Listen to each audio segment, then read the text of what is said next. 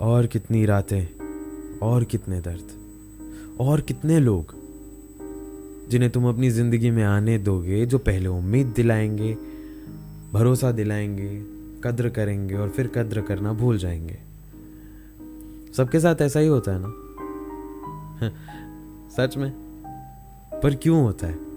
क्या सब इतने बुरे हैं? मतलब तुम जितने लोगों से भी मिलते हो, क्या सबके दिमाग में एक ही इरादा है कि चलो इसकी ज़िंदगी में घुस के अपनी अहमियत बढ़ाते हैं, और जब ये हमें अहमियत देने लगे तो धीरे धीरे इसे कट ऑफ कर देते हैं अपनी लाइफ से और मरने देते हैं इसे। एक कहानी है, साथ साथ इमेजिन करते चलना, ठीक है? एक चिड़िया थी एक बड़े से शहर में जहाँ पे पेड़ बहुत कम थे। तो वो चिड़िया उड़ते उड़ते लोगों की बालकनी पे जाके बैठ जाती थी और वहीं पे रात गुजार लेती थी। सोचती रहती थी कि कभी तो ऐसा भी वक्त आएगा जब कोई ऐसी बालकनी मिलेगी जहां वो अपना घर बना पाए। उड़ने लगी, पूरा शहर घूमने लगी और ढूंढती रही वो एक बालकनी जहां घर जैसा महसूस हो। उड़ते उड़ते एक दिन उसे एक बालकनी मिली जहां उसको लगा कि वो अपना घोंसला बना सकती है, तो रात में वहीं पे सो गई। अगले दिन उठी और उड़ गई। पूरे शहर में किसी तरह ढूंढ ढूंढ के तिनके इकट्ठे करके लाई वो और सजा दिए कि चलो ये रहा मेरा घर। एक हफ्ते सुकून में रही और एक दिन उस घर का मालिक आता है और उसका घोंसला गिरा देता है और चिड़िया को भगा देता है। पर एक हफ्ते बाद क्यों? क्योंकि एक हफ्ते तक उस घर के मालिक को लगता है कि मासूम चिड़िया है, रहने देते हैं उसको। पर उस एक दिन वो ऑफिस से थका हारा आया होता है और अपना गुस्सा उस चिड़िया पे निकाल देता है।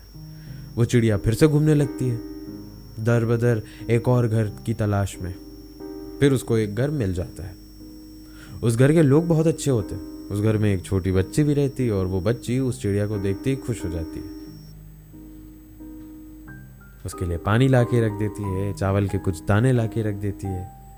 उस चिड़िया को लगता था कि ये बच्ची मुझसे इतना प्यार करती है, मैं इस घर से तो नहीं निकाली जाऊंगी।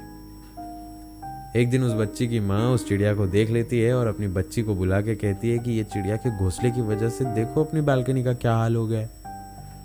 और वो बच्ची डर जाती है अपनी माँ से और अपनी माँ के कहने पर उस चिड़िया को भगा देती है। चिड़िया को लगता है कि वो बच्ची कितनी बुरी है। चिड़िया फिर उड़ जाती है और एक नया घर ढूंढती है। इस बार उस घर पे बहुत शांति होती है। ऐसा लगता था जैसे वहां कोई रहता ही ना हो। और तभी एक बड़ा सा आदमी बालकनी पे आता है और उस चिड़िया को देखता है। काफी देर तक काफी ध्यान से देखने के बाद वो अंदर जाता है और अंदर से एक कंबल और एक छोटी सी कटोरी में पानी लेकर बाहर आता है। उस चिड़िया को लगता है कि उसके साथ वो आदमी भी वैसा ही करेगा जैसा उसके साथ बाकी लोगों ने करा। वो चिड़िया डर जाती है और उड़ जाती है। ऐसे ही लोगों के घरों से इधर उधर भटकते हुए वो कोई भी घर नहीं टिक पाती, बस उड़ती रहती है। बस यही है कहानी। इस कहानी में फुल स्टॉप नहीं है, क्योंकि इस कहानी में जो चिड़िया थी वो तुम हो और ये कहानी तुम्हारी जिंदगी। तो अभी तक जब तुमने अपनी कहानी में कोई फुल स्टॉप नहीं लगाया है, तो इस कहानी में फुल स्टॉप कहां से लग जाएगा? वो चिड़िया तुम हो क्योंकि तुम बहुत लोगों से मिले, बहुतों पे भरोसा करा, और जब वो भरोसा तोड़ देते थे तो तुम्हें लगता था कि वो बुरे हैं। तुम्हें नहीं पता चल पाता कि उन्होंने ऐसा सच में क्यों किया।